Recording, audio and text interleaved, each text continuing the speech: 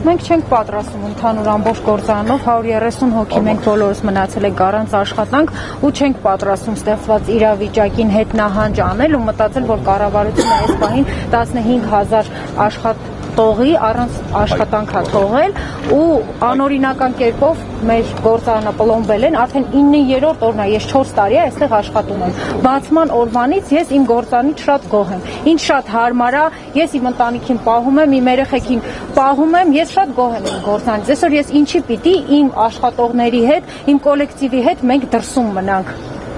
Մենք իրանցից ոչ ողորմություն ենք խնդրում, ոչ էլ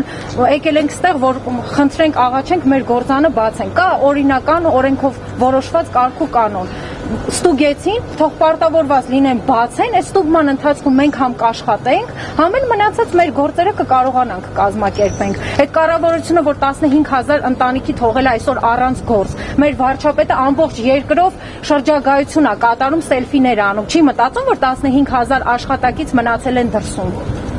Մեր մասին ով պիտի մտածի, այս 15,000 հոգին դուրս գան երկրից, գնան ամեն մի ուղղությամբ, զզված այս երկրից, էդ են ուզում մեզանից։ Արդեն հոգնել ենք այս կառավարությունից, ինչի մենակ պարոն Ծառուկյանն էր հարուստ, այս երկրում։ Լիքը հարուստ մարդիկ կան, ինչի չեն ընկնում իրանց հետևից, այդ հարուստ մարդիկ այս երկրում մի հատ քարը քարի վրա չեն դրել։ Թող մեզ չդրթեն, որ մենք գնանք ավելի վատ քայլերի։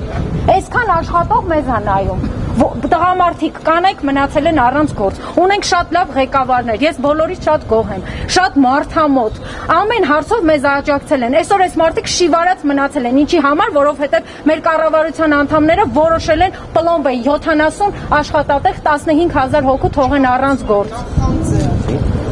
Այդ ղեկավար անձանցից, այդ կառավարության անդամներից ով է այդքան բարերար աշխատանքներ կատարել, ով է այսօր պարոն Ծառուկյանի մեջ կոնկրետ հենց սպորտում այդքան առաջ տարել մեր մարզիկներին, այսօր սպորտ կոմպլեքսներն են փակել, մարդիկ պիտի գնան առաջնության, ինչի մասին է մտածում այս կառավարությունը, ես չեմ հասկանում, արդեն զզվել ենք, հնարավոր չի արդեն սենց, մեր ձայնը վերջի վերջո ինչ-որ մեկը պիտի լսի, բարձրաձայնենք մենք մեր ձայնը, թե պիտի լուր մնանք, կուլ գնանք, ինչի համար, այսօր Փաշինյան իմ ընտանիքի համար ինչ է արել, որ ես լռեմ, ձեն չհանեմ, այսօր ես այդ մարդն է ինձ աշխատանք տվել, ինչքան կարելի է, հոգնել ենք արդեն։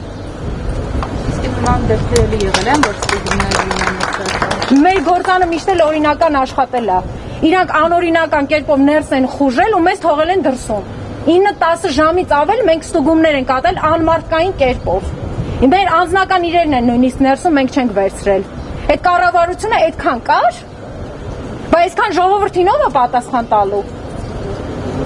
Եղել է որ էլի ինչ-որ ժամանակով փակվի։ Ոչ։